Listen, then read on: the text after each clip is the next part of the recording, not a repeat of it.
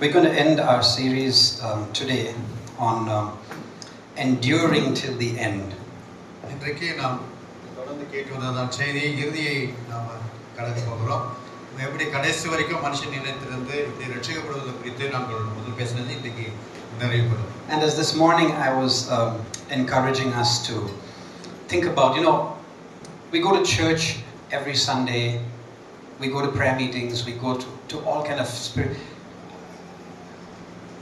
Is this going to help us get to heaven? Was the question this morning. நாம் அநேக ஆவிக்குரிய கூட்டங்களுக்கு போகிறோம், சபைக்கு போகிறோம், எல்லா இடத்துலையும் போயிட்டு வரோம் ஜெபங்களுக்கு. ஆனாலும் இங்கெல்லாம் போகிறதுனால இந்த ரெண்டாவது அதாவது கடைசி வரைக்கும் நிலைத்து இருக்கிறதுக்குரிய காரியம் நமக்கு ஒரு பிரயோஜனம் உள்ளவையாக காணப்படுமா இருக்குமா? So attending things, being diligent, being faithful is not going to give us the ticket to enter heaven. எல்லாவற்றையும் ஒழுங்குமாக போய் வருவது பேச்சுவதெல்லாம் பரலோகத்துக்குரிய ஒரு டிக்கெட்டை கொடுக்க முடியாது. And so this third week in this part 3 of enduring till the end, let's understand that preparing ourselves for heaven is so important. இந்த காலவெளியில இந்த மூன்றாவது பகுதியாக கடைசி வரை நிலைத்து இருக்கிறது எப்படி என்று சொல்லி ஒரு சில விளக்கங்களோடு நான் பார்க்க இருக்கிறோம். And as I said this morning, I was just thinking, and I think maybe for a few weeks and few months, I think we as a church, we need to focus on preparing ourselves for heaven.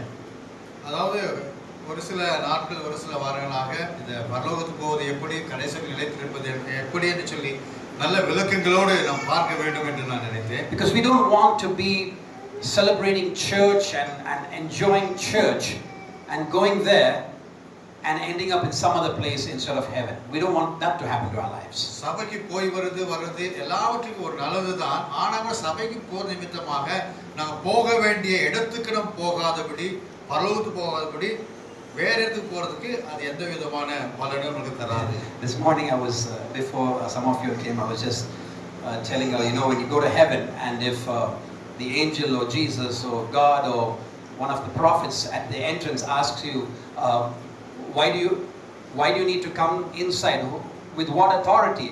And if you don't have an answer why you should get to heaven, and if they say you don't belong here, you need to get to hell, you won't be cursing God there, you won't be cursing your friends there.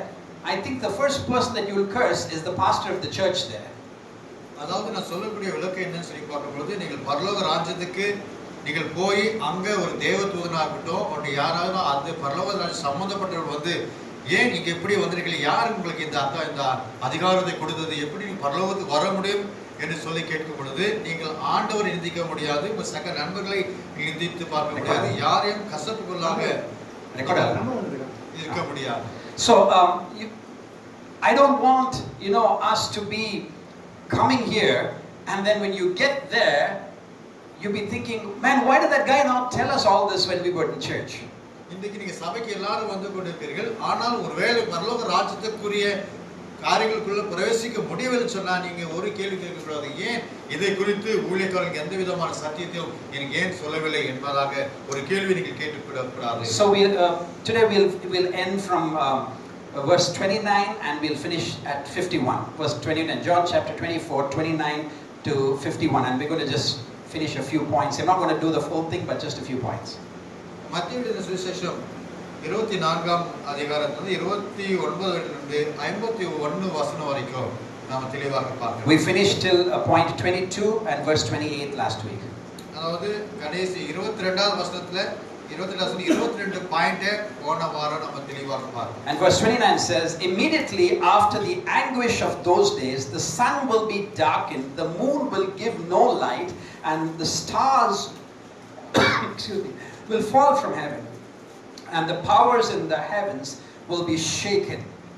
அதாவது மத்தேயு 24வது அதிகாரம் 29வது வசனம் இப்படி சொல்கிறது, அந்நாட்களில் உபத்திரவம் முடிந்த உடனே சூரியன் அந்தகாரப்படும், சந்திரன் ஒளியை கொடாதிருக்கும், நட்சத்திரங்கள் வானத்திலிருந்து விழும், வானத்தின் சத்துவங்கள் அசைக்கப்படும்.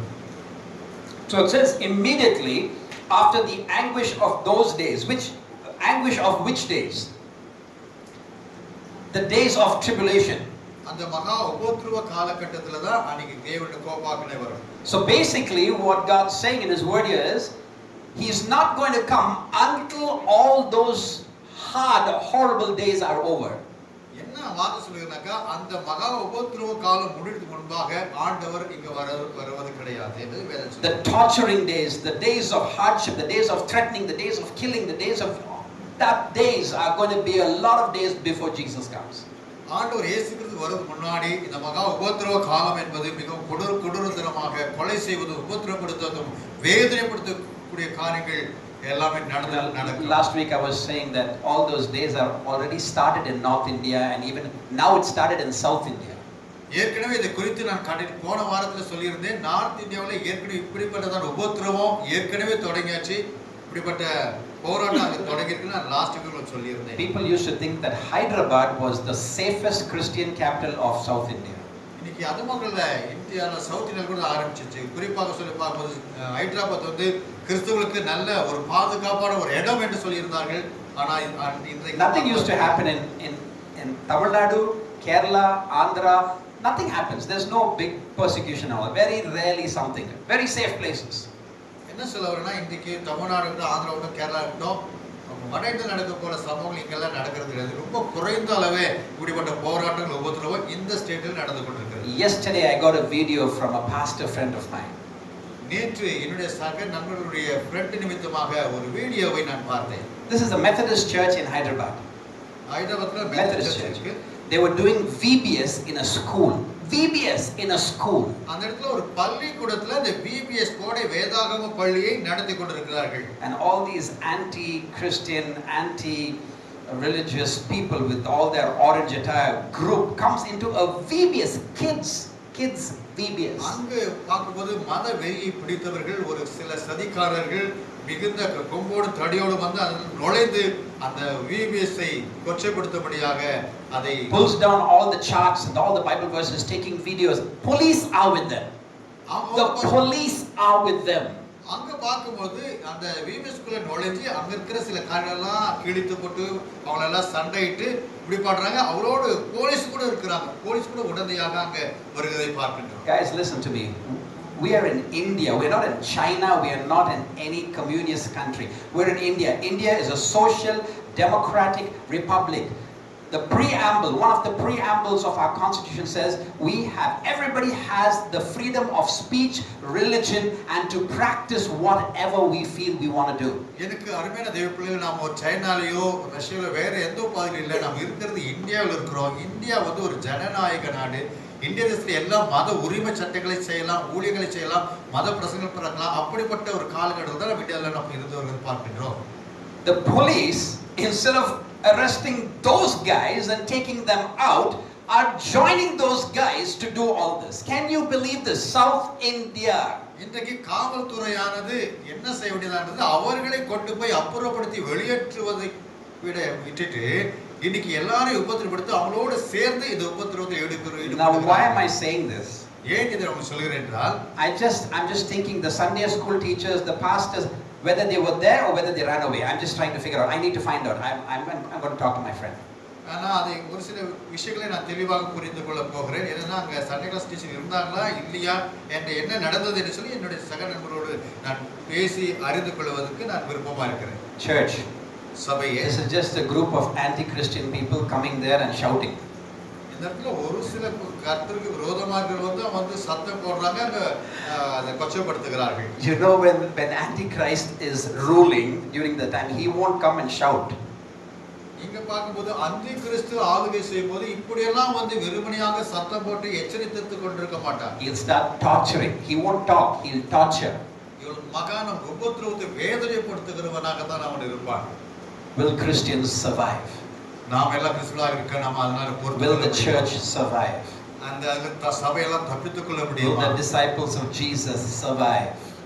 இயேசு கிறிஸ்து விசேஷங்களா இருக்கிறவர்கள் இந்த நிகழ்ச்சியில் தப்பித்துக் கொள்ள. And it says in this verse 29, only after those things, this all immediately after the anguish of those days, the sun will be dark, the moon will give no light, the stars will start falling. It says the signs will start happening.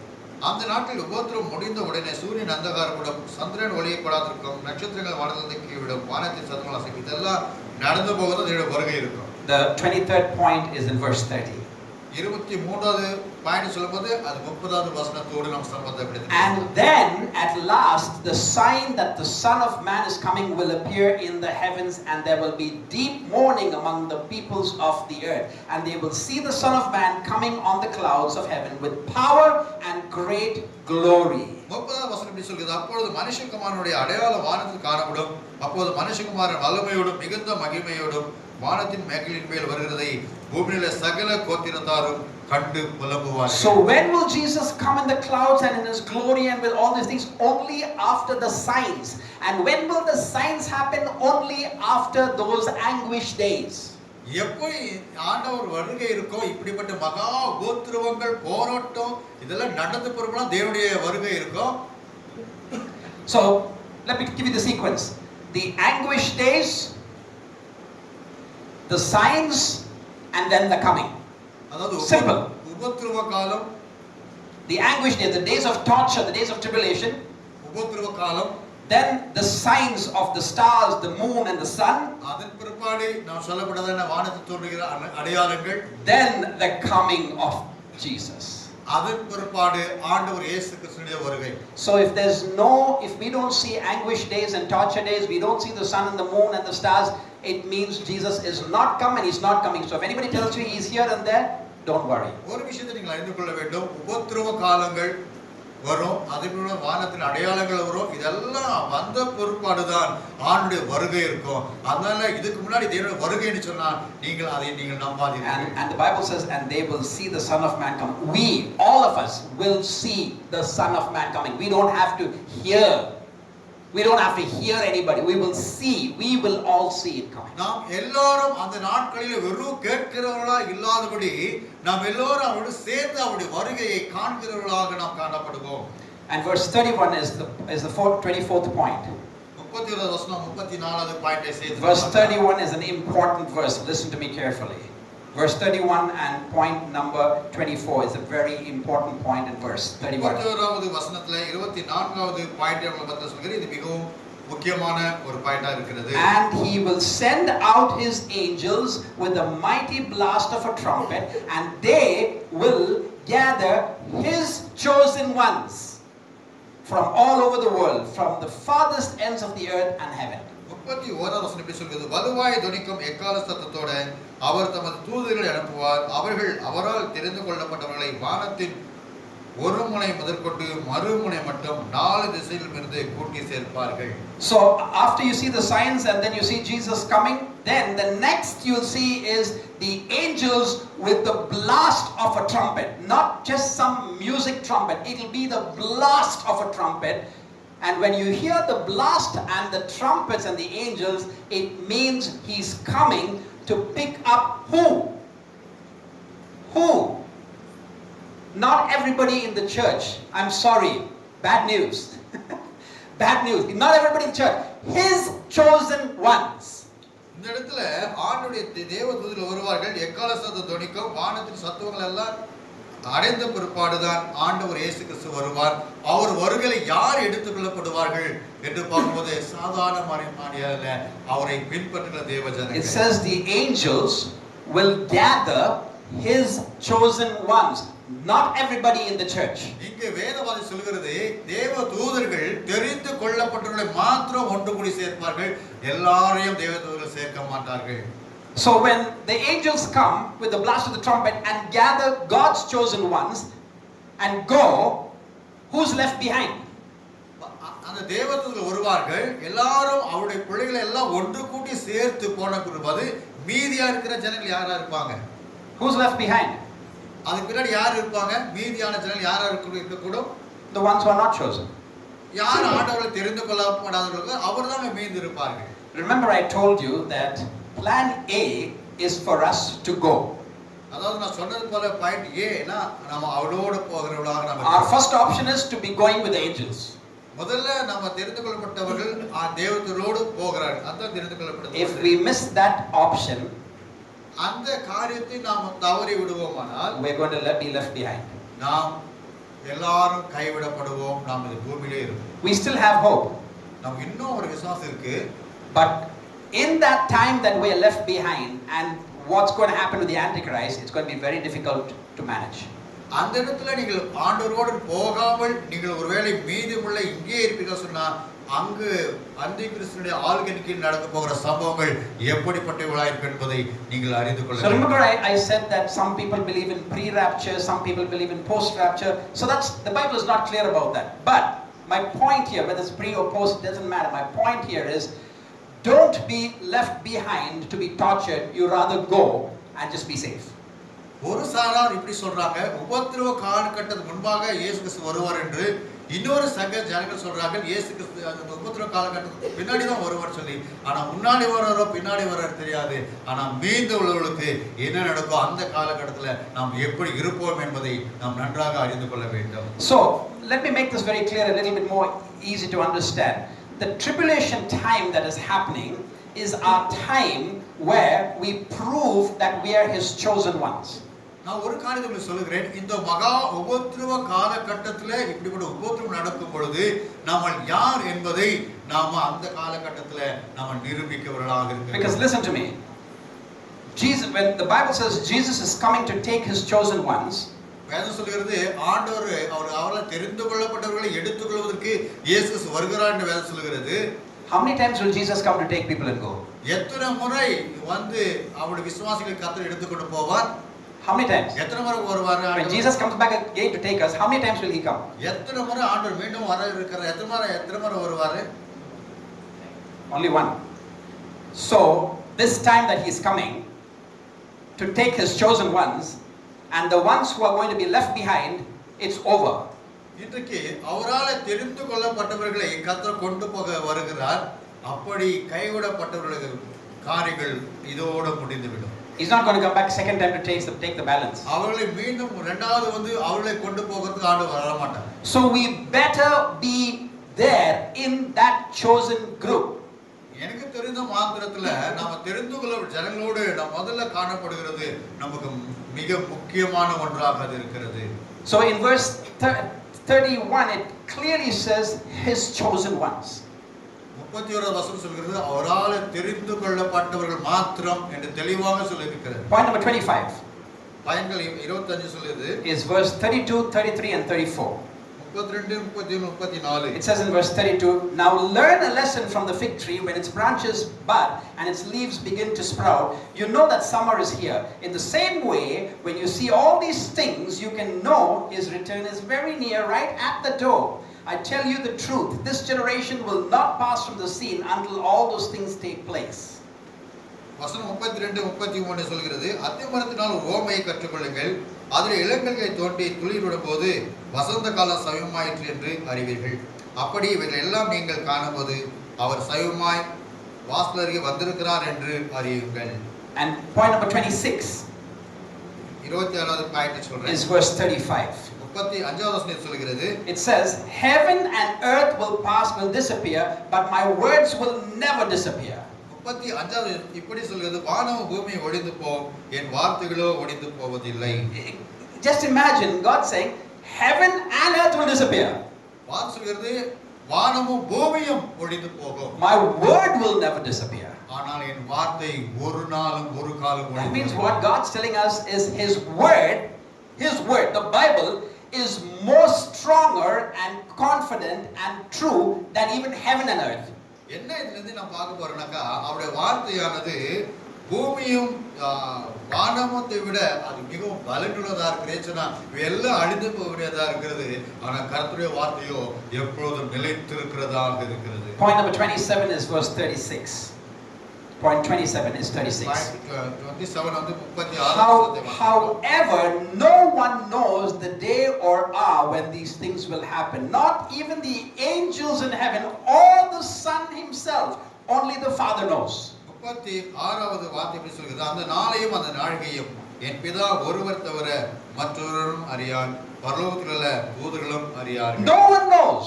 ஒருத்தரும் அது தெரியாது. Angels don't know, Jesus doesn't know, none of the saints and the prophets in heaven know. Nobody knows. தூதர்களுக்கு தெரியாது, இயேசு கிறிஸ்து தெரியாது, பரலோகத்தில் இருக்கிற எந்த தூதர்களாலும் அவருடைய வருகையை சொல்ல முடியாது. So if any prophet or pastor on earth tells you when Jesus is coming, you need to stop listening to that guy. Don't go even near that person. யாராகிலும் உங்களுக்குரிய ஊழியக்காரராக இருக்கட்டும், தெரிந்தவர்களாக இருக்கட்டும், ஆண்டவர் இயேசு கிறிஸ்து வருகிறார் என்று உங்களுக்கு சொல்லுகிறார்கள், தயவு செய்து அப்படிப்பட்டவருடைய வார்த்தையை நீங்கள் கேட்காதீர்கள். வருகிறார்னு சொன்னான்னா நமக்கு இன்னைக்கு வரார் நாளைக்கு வரார் அப்படி நம்பாதீங்க. அவர் இன்னைக்கு வராரு என்று சொல்லுவார்கள், அது நீங்கள் நம்பாதீர்கள். கண்டிப்பா வராரு, அதை நம்ம நம்புறோம். ஆமென். நாளைக்கு வர போறாரு, 31ஆம் தேதி வருவார். அந்த மாதிரி பட்டவங்கள பக்கத்திலே போகாதீங்க. ஏன்னா வேதம் சொல்லுது இயேசு சாமிக்கும் தெரியாது, தூதர்களுக்கும் தெரியாது, ஆண்டவருக்கு மட்டும் தெரியும். Only God knows. So don't trust anybody who gives dates and times. யாராகிலும் அந்த நேரம் காலம் இந்த சேர்ந்தா இயேசு வர்றாரு நம்புங்க அப்படி யாரா சொல்லும்போது தயவு செய்து அப்படிப்பட்ட நபர்களை நீங்கள் நம்பாதீர்கள். And verse point number 28. Point number 28. Point 28 is verse 37, 38 and 39. 37, 38, 39. It says, when the Son of Man returns, it will be like it was in Noah's time.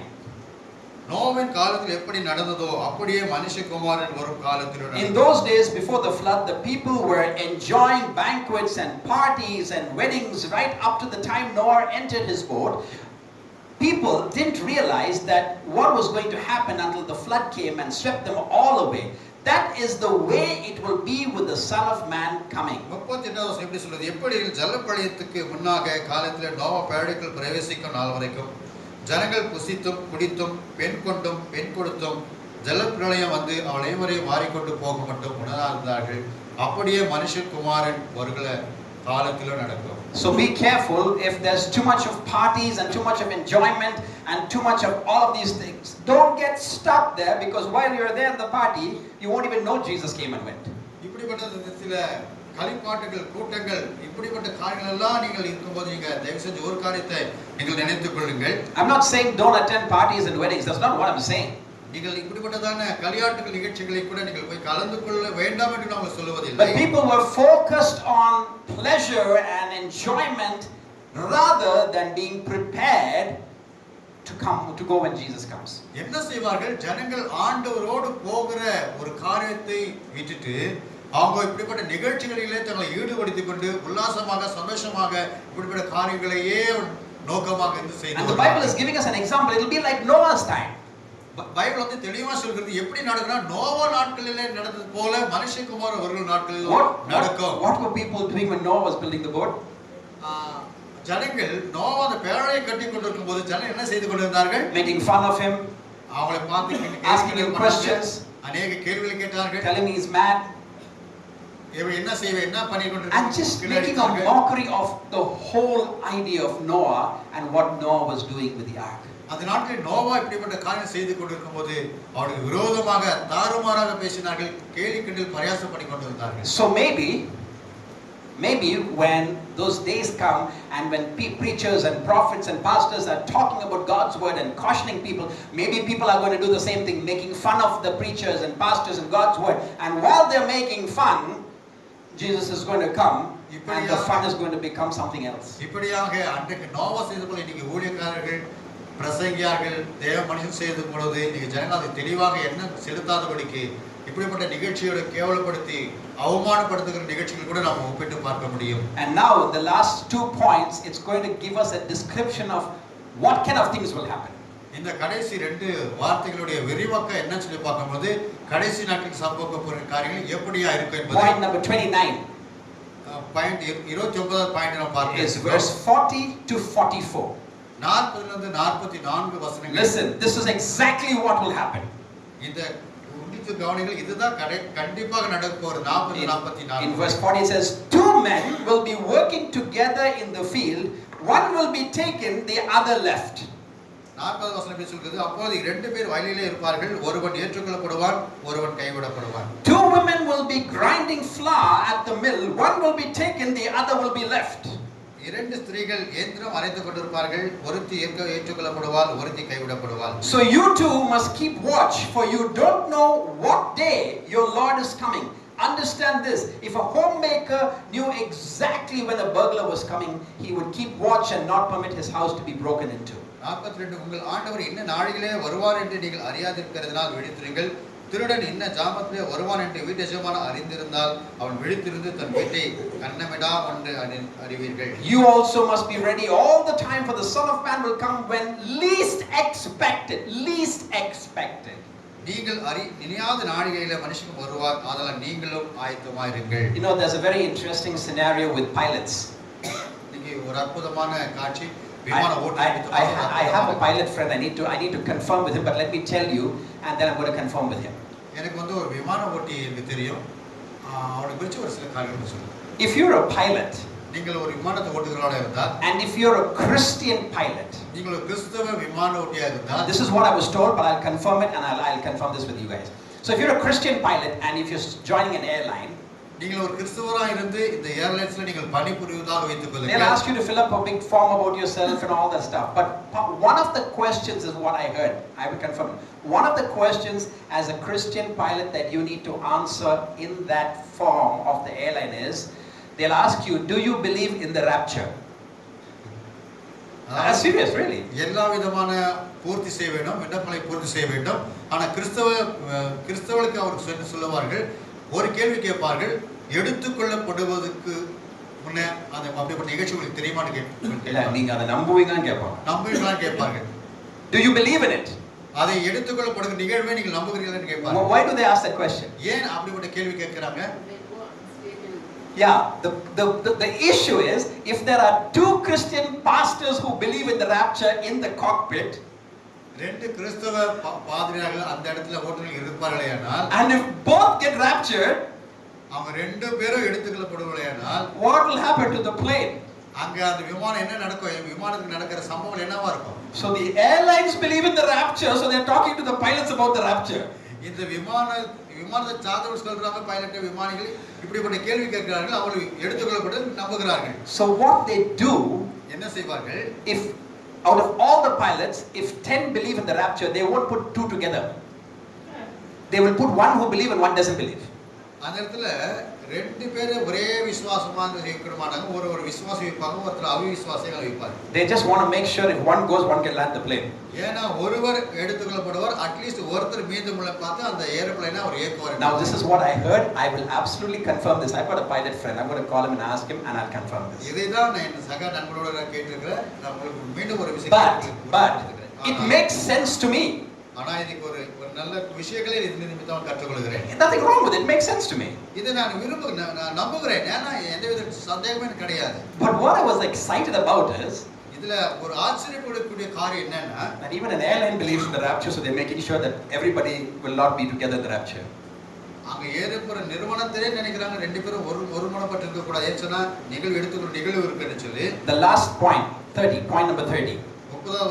30வது point நான் சொல்லுகிறேன். Is from verse 45 to 51.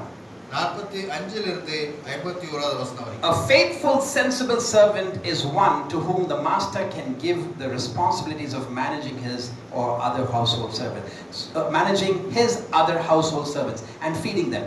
If the master returns and finds that the servant has done a good job, there will be a reward. I tell you the truth, the master will put the servant in charge of all he owns. But what if the servant is evil and thinks, my master won't be back for a while, and then he begins to beat the other servants, partying and getting drunk? Then the master will return unannounced and unexpected, and he will cut the servant to pieces and assign him a place with the hypocrites. In that place there will be weeping and gnashing of teeth. வசனம் 45 இருந்து 51 வசனம் வாசிக்கிறோம். வேற்ற வழியில தன் வேலைக்காரனுக்கு போஜனம் கொடுத்து அவரை விசாரிக்கும்படி எஜமான் வைத்த உண்மையுள்ள விவேகமுள்ள ஊழியக்காரன் யாவான். எஜமான் வரும்போது அப்படி செய்கிறவனாக காணப்படுகிற ஊழியக்காரனே பாக்கியவான். தன் ஆசையில் எல்லாவற்றிலும் மேலும் அவனை விசாரணைக்காரனாக வைப்பான் என்று மெய்யாகவே உங்களுக்கு சொல்லுகிறேன். அந்த ஊழியக்காரனோ பொல்லாதவனாக இருந்து என் ஆண்டவன் வர நாள் செல்லும் என்று தன் உள்ளத்தில் சொல்லிக்கொண்டு தன் உடன் வேலைக்காரரை அடிக்க தொடங்கி வெறியோட புசிக்கவும் குடிக்கவும் தலைப்பட்டான். அந்த ஊழியக்காரன் நினையாத நாளிலும் அழியாத நாளிலும் அவன் எஜமான் வந்து அவனை கடினமாய் தண்டித்து மாயக்கரோடு அவனுக்கும் பங்கை நியமிப்பான். அங்கே அழுகையும் பற்கடிப்பும் உண்டாயிருக்கும். So let's be faithful servants to the master. இன்றைக்கு நாம் உண்மை உத்தமுள்ள நம் எஜமானுக்கு நாம் காணப்பட வேண்டும். We need to be faithful. There's nothing more that we require in our life than faithfulness. அது உண்மை உத்தமமா இருக்கிறதுல வேற ஒரு இல்ல.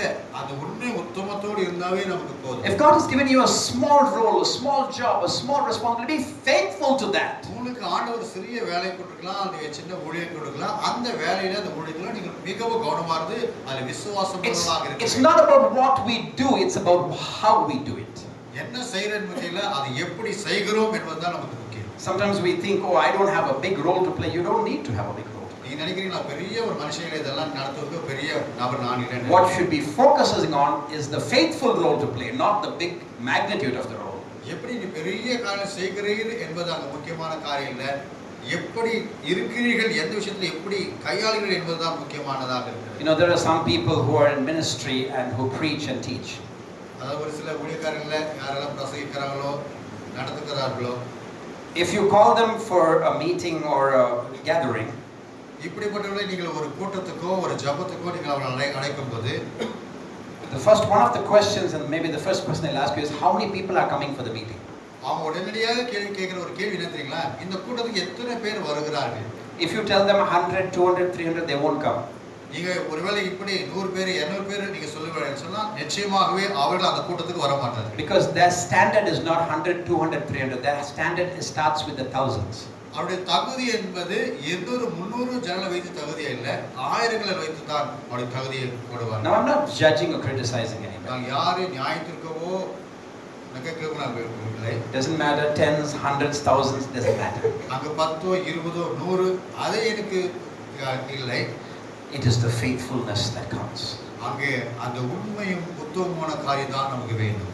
When you are humble before God, you will not ask for numbers. நீங்க எப்போது கர்த்தருக்கு நீங்க தாழ்மையா இருக்கிறீங்களோ அப்போ எத்தனை பேர் நீங்க கேட்க மாட்டீங்க. When Jesus was doing ministry on earth, ஆண்டவர் இயேசு கிறிஸ்து இந்த பூமியில ஊழியம் செய்கிற பொழுது, did he tell his disciples, make sure 1000 people are there in every of my meetings? என்னைக்குனா ஆண்டவர் சொல்லிக்கிறார் இந்த கூட்டத்துக்கு ஒரு 1000 பேர் இருந்தா நல்லா இருக்கும் எப்படி ஆண்டவர் சொல்லிக்கிறாரா சீசனுக்கு? Did you ever hear anywhere that Jesus said, make sure these numbers are there because I don't want to come wasting my time to preach to this people? எங்கயாவது ஆண்டவர் வந்து 1000 பேர் 2000 பேர் எப்படி இருப்பாருன்னு சொன்னா இப்படி இந்த மாதிரி வெறுமே வேஸ்ட் பண்ண விரும்பல, இப்படிப்பட்ட ஜனங்கள் இருந்தா நான் வரேன் அப்படிப்பட்ட காரியங்களை ஆண்டவர் எங்கயாவது வேதத்துல சொல்லியிருக்காரா? In fact, Jesus preached to an audience of one many times. இந்த இடத்துல अनेक வேளைகளில கர்த்தர் ஒரு ஆத்துமாவுக்காக ஒரு நபருக்காக ஆண்டவர் ஊழியம் செய்கிறார். He'll go to one person and he'll preach there. அங்க போய் ஒரு தனிப்பட்ட நபருக்காக போய் அங்க ஆண்டவர் ஊழியம் செய்கிறார். Our people want 100 people to preach. ஆனா இன்னைக்கு நம்முடைய ஊழியர்களுக்கு நூற்றுக்கணக்கான ஜனங்கள் தேவை. The problem, even the message is not good. ஆனா என்னங்க பிரச்சனைனா அவங்க மெசேஜ் நல்லா இருக்காது. But they want the crowd. ஆனா அவங்களுக்கு நிறைய ஆத்துமகள் தேவை. And the truth also won't be there, but they want the crowd. அவங்க உண்மையா இருக்காது, உத்தமமா இருக்காது. That's not faithfulness. ஜனங்கள் வேணும். I need faithfulness. உனக்கும் எனக்கும் உண்மை உத்தமம் எனக்கு வேணும். Those who are faithful, the word says, more will be given to them. யார் உண்மை உள்ளவனா இருக்கிறானோ அவனுக்கு இன்னும் அதிகமாய் கொடுக்கப்படும் என்று வசனம். So focus on being a faithful servant to God. நீங்கள் ஆண்டவருக்கு உண்மை உத்தமமா இருப்பதற்கு நீங்கள் முயற்சி பண்ணுங்கள். Focus on preparing yourself to meet Jesus and go with him to heaven. நீங்கள் ஆண்டவரோடு சேர்ந்து அவரோட போவதற்கு ஆயத்தப்படுங்கள் அவரோட போவதற்கு. Please don't focus on being a good church member. நீங்க சபையில நல்ல ஒரு நபராக இருக்க வேண்டும் என்பதை மாத்திரம் நீங்கள் சிந்தனையாக இருக்க வேண்டும். A very dangerous statement from a pastor. இப்படிப்பட்ட ஒரு காரியங்கள் ஊழியக்காரனுக்கு அது தகுதியற்ற ஒரு அபாயகரமான ஒன்று. For a pastor to say that is a very dangerous thing. இது ஊழியக்காரனுக்கு மிகவும் அபாயகரமான ஒரு விஷயம். But I'm making a point to tell you, do not try to be a faithful church member. உங்களுக்கு சொல்றேன், உண்மையான சபை அங்கத்தினராக இருக்க மாத்திரம் நீங்கள் முயற்சி செய்யாதீங்க. Be faithful to be a disciple of Jesus Christ. ஆண்டவருக்கு உண்மை உத்தமமுள்ள சீஷனாக இருக்க நீங்கள் விரும்புங்கள். Work on getting to heaven and being taken with Jesus. That's your focus. நீங்கள் ஆண்டவருக்கு अनेक ஆத்துகளை கொண்டு போய் பரலோகத்தில் சேர்க்கிறவர்களாக அந்த உண்மை உத்தமமான ஊழியத்தை நீங்கள் செய்யுங்க. Don't empty out your everything to the church and end up in some other place instead of heaven. நீங்கள் வெறுங்கையோடு எல்லாவற்றையும் செய்து வேற எங்கேயாவது இடத்துக்கு போவதை காட்டிலும் make sure you create heaven on earth. நீங்கள் இந்த பரலோகத்தை இந்த பூமியிலேயே உருவாக்கப்படுவது போல நீங்கள் நினைத்துக் கொள்ளுங்கள். Part of the Lord's Prayer says, let your kingdom come, let your will be done where? On earth as it is in Yeah. So what is as it is in heaven should be on earth. பரலோகத்தில் செய்யப்படுவது போல பூமியில செய்யப்படுவதாக என்று நாம் சொல்கிறோமா? அதுக்கு உண்மையான அர்த்தங்கள் என்ன? It says, let your kingdom come and your will be done on earth just as it is in heaven. பரலோகத்தில் நடக்கிறது போல பூமியிலே நடப்பதாக, எப்படி பரலோகத்தில் அவருடைய ஊழியம் இருக்கிறதோ அப்படியே இந்த பூமியில அதே ஊழியங்கள் நடப்பதாக நாம் சொல்லுகிறோம். So God wants us to create a heaven on earth and live that heaven here before we go to the real heaven. இன்னைக்கு உண்மையான பரலோகத்துக்கு போறதுக்கு முன்னாடி ஆண்டவர் இந்த பூமியிலேயே ஒரு பரலோகத்தை உருவாக்கி அந்த பரலோகத்தையே நாம சுதந்திரித்துக் கொண்டு அங்க நாம சந்தோஷம் இருக்க வேண்டும் என்பது கதை விரும்புகிறோம். If we can't experience and enjoy the heaven on earth, we are never going to experience it there. இந்த பூமிக்குரிய இந்த பரலோகத்துல நீங்கள் சந்தோஷத்தை சமாதானத்தையும் நீங்கள் அடையலைன்னு சொன்னா உண்மையான பரலோகத்துக்கு கூட நீங்க போய் அப்படிப்பட்ட சந்தோஷத்தை உங்களால பெற்றுக்கொள்ள முடியும். Many of us are living hellish lives here and waiting to go to heaven.